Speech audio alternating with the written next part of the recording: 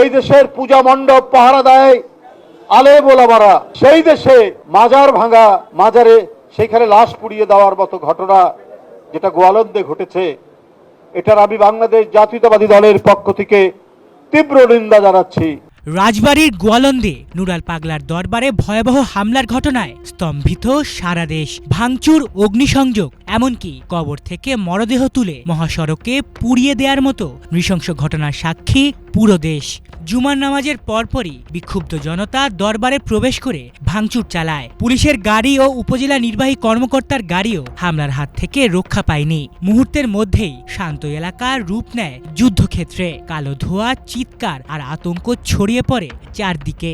এতে নিহত হন দরবারের খাদেম রাসেল মোল্লা এবং আহত হন অর্ধশতাধিক মানুষ।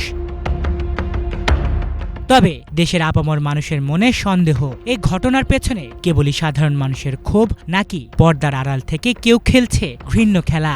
ঘটনার পর বিএনপি সিনিয়র যুগ্ম মহাসচিব রুহুল কবির রিজভীর ধারণা এটি কোনো সাধারণ সহিংসতা নয়, বরং গভীর আন্তর্জাতিক চক্রান্তের অংশ হতে পারে। রাজধানীর নয়াপল্টনে ঈদে মিলাদুন্নবী উপলক্ষে আয়োজিত দোয়া মাহফিলে তিনি এই কথাই বলেন। রিজভী বলেন, আমার কেন জানি মনে হচ্ছে দেশের ভেতরে ভয়াবহ ষড়যন্ত্র চলছে। মাজার ভাঙা, লাশ পুড়িয়ে দেওয়ার মতো ঘটনা আন্তর্জাতিক চক্রান্ত ছাড়া অন্য কিছুই হতে পারে না। তিনি আরও অভিযোগ করেন, পাকিস্তান আমলেও এমন নির্মমতা দেখা যায়নি যা এখন বাংলাদেশের মাটিতে ঘটছে।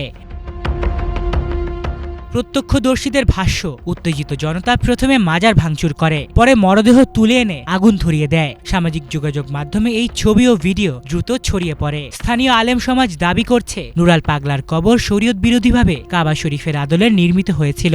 অন্যদিকে তার ভক্তদের অভিযোগ, হামলাটা ছিল সম্পূর্ণ পরিকল্পিত। ঘটনার পরপরই পুলিশ ও সেনাবাহিনী মোতায়েন করা হলেও উত্তেজনা থামানো যায়নি। ফায়ার সার্ভিস আগুন নিয়ন্ত্রণে আনে, কিন্তু মানুষের মনে জমে থাকা ভয়ের আগুন এখনো জ্বলছে। অন্তর্বর্তীকালীন সরকার জানিয়েছে, এমন নৃশংসতা দেশের জন্য কলঙ্কজনক। দোষীদের আইনের আওতায় আনার আশ্বাস দিলেও প্রশ্ন রয়ে গেছে, কে দিল এই হামলার নির্দেশ, কারা চক্রান্তের নেপথ্যে? সত্যিই কি আন্তর্জাতিক ষড়যন্ত্র সক্রিয়? গোটা জাতি এখন সেই উত্তরের অপেক্ষায়।